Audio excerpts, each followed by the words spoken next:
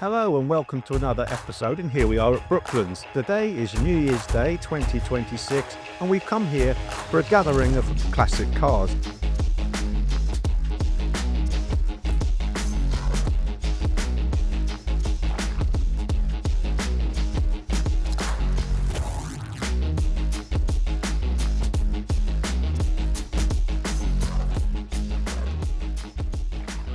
So today is New Year's Day, the first day of 2026, and we're at Brooklands. Now, Brooklands was Britain's first purpose-built banked circuit, one of the famous bank circuits. Built in 1907, and we're going to walk around.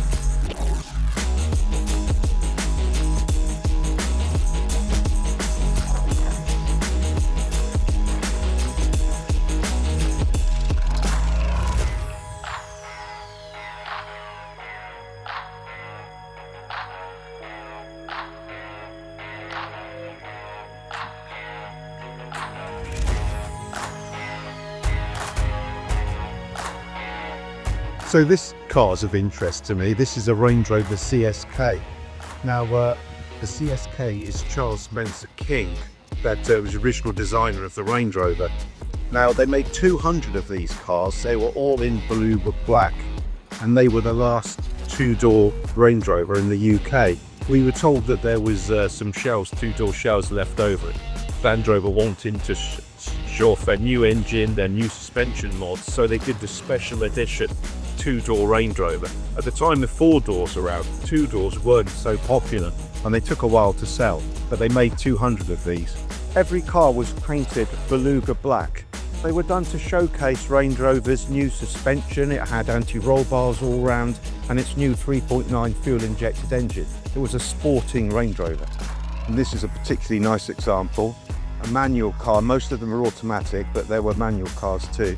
They had unique interiors, they had chrome bumpers, the CSK badging. So allegedly they made Charles Spencer King sign his initials on a piece of paper and they chose one they liked and adopted that as the emblem. The CSKs all had these chrome bumpers and the Hella spotlights. They had these starfish type alloy wheels. They had a bespoke leather interior.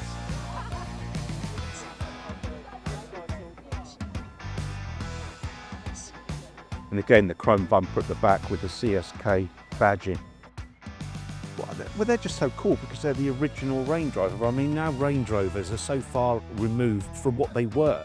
I mean, originally they were for farmers to use on the farm, and then maybe they could turn up and take the kids to school, and it kind of looked okay. It sort of doubled up as a vehicle they could use socially and one they could use around the farm. Now, obviously, when we think of a Range Rover these days, they're just a really luxury brand, far removed from what they were to start with. Yeah, I mean, they are quite unreliable. They're a bit of a status symbol. I mean, it's nice to have a Range Rover. The early ones were probably more reliable in their day. I think it's just technology. There are more electronics that go into them. Then there was a hype about them being stolen. You couldn't insure them in London because they were being stolen. So, yeah, they did have a bit of bad press, but they are good cars. So this is interesting. IG classic cars are things you can relate. And I had a Mars Red 16 valve Mark II GTI just like this one. It's a two-door with the rainbow interior. At the time it was a really cool car, really fast. So a lot of these hot hatches were stolen in their day because they were so sort of fast and popular. So these were put around the lots. Somehow they used to get in, and these were guards that were put around the lots to try and stop them getting broken into. And then back in the day, there was a craze of people stealing these VW badges, and you'd go off to see a Volkswagen with the badge missing. I actually knew mine was going to be taken, so I actually took it out so it didn't get stolen. I think it was a craze started by Run DMC or something like that to steal this badge and wear it around their neck, but they didn't have mine.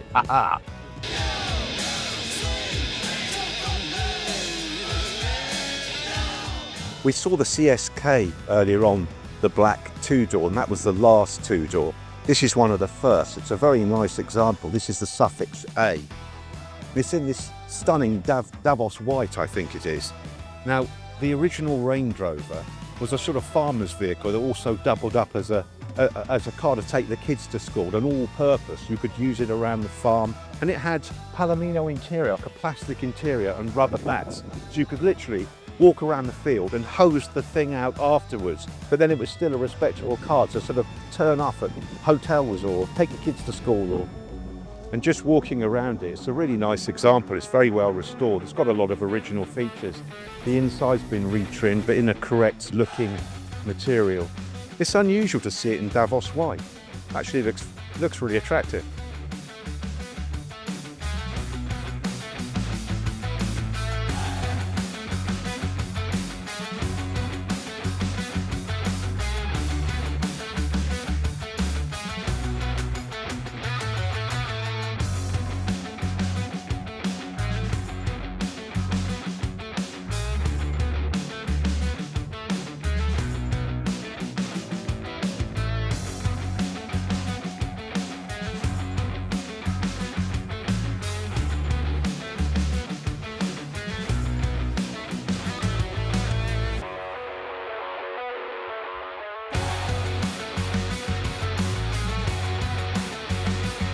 So this is an interesting car, a Marina Coupe. My second car was a coupe. This rally car, something pretty special. It's got the full roll cage. The demise of my 1.3 coupe was actually turned it over in a field, turned it on its roof, and that was the end of it, unfortunately. I kind of wished I'd had this roll cage at the time.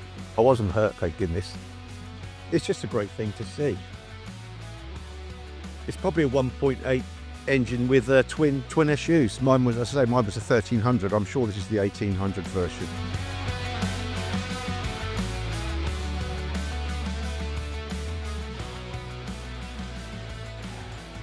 I'm drawn to this Jaguar XJS early car, pre-HE. It's the rubber bumper car, so one of the first ones. This is in Old English white, red leather interior, very similar to the car that was used in the Saint.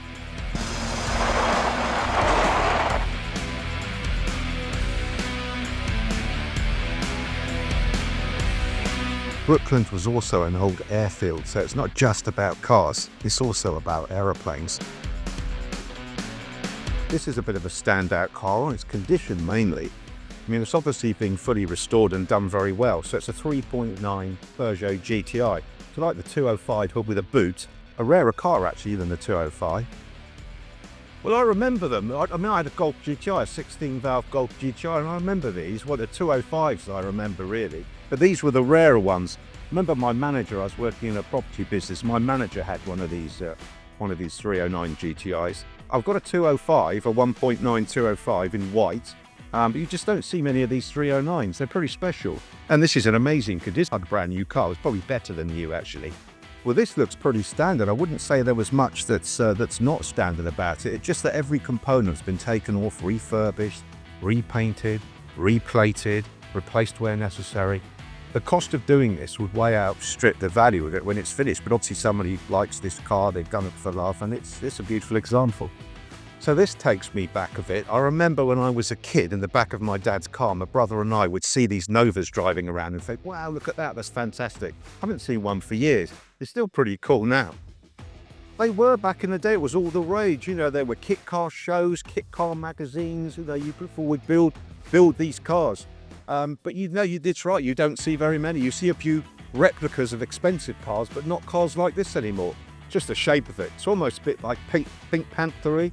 And as a kid, if you can imagine, if you're a young kid and you see one of these driving around and think, wow, look at that. So, but it still looks quite cool now. I don't know who designs them. I suppose someone with a pen and a paper thinks that's a cool design. Manufacturers wouldn't necessarily make one, but they said, I know, we'll do a kit car. We'll base it on a Mini, we'll base it on an MGB. So there was a lot of them around. They were a bit of a craze in the day.